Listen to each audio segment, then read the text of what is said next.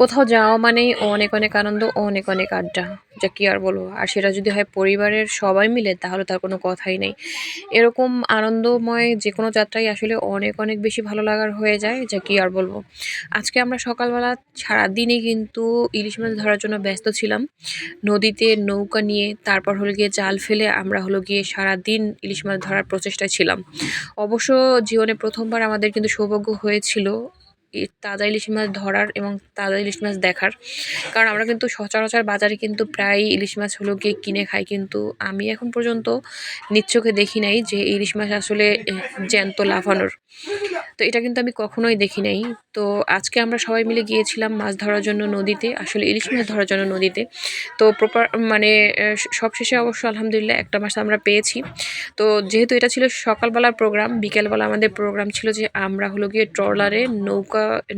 ট্রলারে আসলে নদীতে ভ্রমণ করব। আসলে ট্রলারে নদীর ২ সাইড থেকে ঘোরার আসলে যে মজা, যা কি আর বলবো। একদম চারদিকে হলো গিয়ে গ্রামীণ পরিবেশ, সবুজের সমারোহের মধ্যে স্নিগ্ধতা, যা কি আর বলবো। চারপাশে ছিল অনেক অনেক কাশফুল আর হলো গিয়েছিল অসাধারণ সবুজ প্রকৃতি। তার মাঝ থেকে আমরা যাচ্ছি। আলহামদুলিল্লাহ এত সুন্দর ফিলিংস হচ্ছিল। আর ছিল এটা পড়ন্ত বিকাল, আলহামদুলিল্লাহ খুব ভালো লাগতেছিল। আমাদের সাথে ছিল অনেকেই আমাদের ফ্যামিলির। তো তাদের পেয়ে আসলে আরও আমাদের ভ্রমণটা অনেক অনেক বেশি আসলে এনজয়ফুল হয়েছে। যার কি আর বলবো। আমাদের সাথে ছিল সামি সোনা, আমাদের সাথে ছিল সারা সোনা। তো সবাই আমরা ছিলাম। অনেক অনেক বেশি এনজয় করছি। আর সামি সোনা আর সারা সোনাকে তো পেয়ে মাশাল্লাহ মাশাল্লাহ। তবে আমরা মিস করলাম হলো গিয়ে সাবা সোনাদের। ওদের আমরা অনেক অনেক বেশি মিস করছি। তো যাই হোক, আমরা কিন্তু এক পর্যায়ে ট্রলার নিয়ে চলে গিয়েছিলাম শিকারপুরের ব্রিজ পর্যন্ত। আর এখানে বসে আমরা কিছুটা সময় শিকারপুরের ব্রিজের উপর থেকে একটু হাঁটাহাঁটি করলাম। হাঁটাহাঁটি করার পরে আবার হলো গিয়ে সেখান থেকে আমরা হলো গিয়ে বাসার উদ্দেশ্যে ব্যাক করলাম।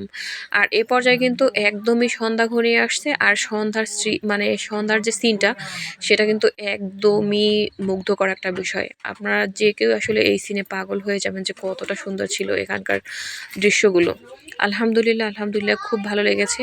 আর শিকারপুর ব্রিজের নিচেই হলো গিয়ে এরকম পাথরের স্তূপ, যেটা দেখলে আসলে যে কারো ভালো লাগবে। আর আমার তো অসাধারণ লেগেছে, তাই আপনাদের সাথে সেটা শেয়ার করতে কিন্তু ভুললাম না একদমই। দেখেন কতটা সুন্দর দৃশ্য, যা কি আর বলবো। আসলে আপনারাও চাইলে কিন্তু বিকালবেলা যাদের আসলে শিকারপুরের বা এরকম নদীর ধারে বাসা আছে তারা কিন্তু ঘুরে আসতে পারেন। বিকাল সময়টা দেখা গেল ফ্যামিলির লোকজনদের নিয়ে ঘুরলে নিজেদের মনও ভালো থাকে, ফ্যামিলির সদস্যদের মনও ভালো থাকে।